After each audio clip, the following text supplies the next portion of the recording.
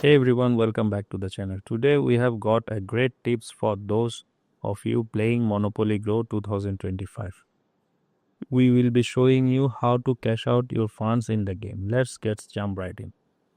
In the Monopoly Go game, you will first want to navigate to the e-go button on your device.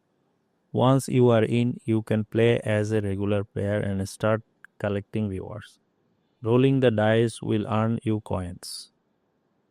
And there even a bank heist where you can collect coin in cash. It's important to note that Monopoly Go doesn't offer real money cash out. Instead, you can use these coins within the game for different rounds and features. Thanks for tuning in for these quick tips. If you found this helpful, don't forget to hit the like button and subscribe for more content like this. Until next time, happy gaming.